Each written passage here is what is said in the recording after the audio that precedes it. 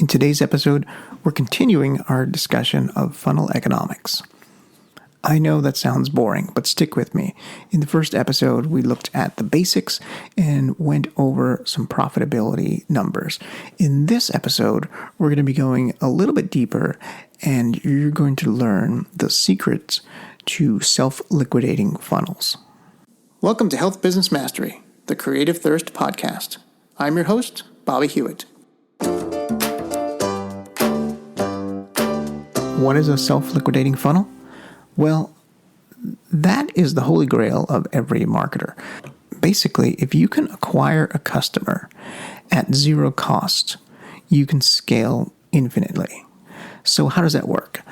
You basically pay a cost per acquisition to acquire a customer, and they come to your landing page, they buy, and they go through a series of upsells and maybe buy a few more things. The total average order value of that customer, if it equals the cost per acquisition, the amount you're paying to buy or acquire that customer, then you are basically breaking even on the ad spend. And that is a self-liquidating funnel. The money that you're putting in is exactly equal to the money that you're getting out. It's breaking even so that you're making your money on the back end here, everything that customer buys after the funnel, after they're first introduced to your business. If you can do that, then it doesn't matter what your ad spend is. In effect, your ad spend, your ad budget is infinite. It is as much as you can put into it. Because if it doesn't cost you anything to get a customer, then the profitability of that customer goes through the roof. So how does that play into funnel economics? If you recall from Funnel Economics Part 1, what it really is about is modeling out the economics of a funnel as a way to understand the profit potential and improve upon it. The key is to model out different configurations of a funnel because it's really in that comparison, comparing one funnel to another funnel or your existing funnel to a potentially new funnel, where you find the flaws. It's really stress testing it before putting it into the marketplace. And you can save yourself a lot of grief and a lot of money if you do this. This approach enables you to really optimize a self-liquidating funnel for maximum return for a dietary supplement. And that's what I call funnel economics. So simply put, the economics of your funnel will tell you how profitable that funnel is or how profitable that funnel can be. Normally, marketers only calculate how much total revenue a funnel has made. To compare funnels and different traffic sources, marketers look at revenue per visitor, or RPV, to evaluate a funnel. And revenue per visitor is calculated by taking the total funnel revenue and dividing it by the total visitors that came into the top of the funnel. So revenue per visitor is really a quick way of comparing the performance of one funnel over another funnel over some period of time. But there is a fundamental mistake in only looking at the revenue of a funnel. Just looking at the total revenue hides many flaws. For one, the profitability of a funnel is hidden when you only look at revenue because you're not accounting for cost of goods sold.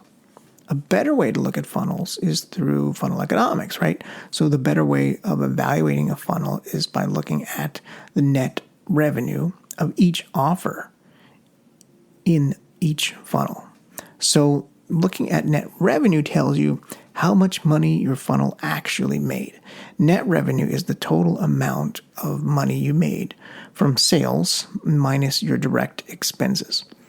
Knowing your net will help you understand what offers in your funnel are working, and by comparing which offers that are in the funnel to potential offers to test, you can see where the gap is between the money you're making and the money you're leaving on the table. And then you can make adjustments to your offers to maximize your net. Remember, your net revenue dollars are calculated by taking the revenue or gross sales made for each offer in a funnel and subtracting out the cost of goods. That's including the shipping costs and the fulfillment fees and any other costs associated with the individual products, not the advertising cost and not the cost of the copywriting and the design or development. Let me give you a quick example. First, you'll need to figure out the profit margin of each offer in your funnel. So for each product in your funnel, you'll calculate the profit margin dollars. And that calculation is simply the price of the offer in that stage of the funnel. Whether there's upsell 1 or downsell or upsell 2. You take the price and you add it to the shipping paid by the customer. So if it's free shipping, then 0. So it's just the price of the offer, minus the cost of goods sold, plus shipping, plus fulfillment fee. Then you calculate the margin percentage, and that is the profit margin percentage of the offer, which is the margin dollars per offer divided by the price per offer. So the profit margin dollars tells you how much money your funnel is making after all the costs. Profit margin percentage tells you how big a slice of the pie that your funnel is actually allowing you to keep. So looking at the profit margin in two different ways, profit margin dollars and profit margin percentage, gives you an overall view of the impact per product per stage of the funnel. For example, you're looking at the offer that you're placing in the upsell 2 slot. And when you look at this, and you compare that to the offer you're placing in the upsell 3 slot, etc. So you need to look at the impact of each item or each offer in the funnel by calculating the profit dollars and the percentage for the entire funnel, but also each stage of the funnel. Because when you're looking at each stage, you're seeing what profit dollars are contributed at each level. Now, naturally, there's going to be more profit dollars, or really more gross delivered earlier in the funnel. Upsell 1 is typically going to always have a higher amount than upsell 2 and upsell 3. And as you add more upsells, it's going to get lower and lower because less people are going to get to that stage in the funnel. People are going to bail out. People are going to say no when you start to add too many upsells. You're just going to get less and less in return. That is true for the revenue, but it's not always true for net profit. So if the margin percentage of your upsell offers does not go from high to low in your funnel as you move out to further upsells, then you might be losing money. And there's one specific case study example where we had a client with an upsell flow that had a margin percentage that was higher than the others, but it was in the wrong slot. So in that case, the order of the upsells really made a big difference. We restructured the upsell order by highest net revenue margin, then decreased, added the upsells that decreased afterwards. And by doing that, we captured more revenue, more margin than the client was available in that funnel. The other thing that looking at funnel economics will expose is that typically deeper in your funnel, the more upsell stages that you have, the more people will drop off, as I mentioned earlier. It's just the nature of funnel. So if you're not net positive until your third upsell or even your second upsell, then you have very little chance of making much money because most of your money is going to be made, if not on the front end, it's going to be made on the first upsell. So if the top of your funnel has a negative net revenue percentage for offers like soft offers that are just collecting shipping up front, then this might be a sign of a weak funnel where you're sacrificing profits for conversion. In that case, you'll notice it in the funnel economics. At what point, at what upsell, what number upsell, you become net positive. Typically, such a funnel only gets to positive percentage deeper once the customer buys more through subscriptions or future back-end offers.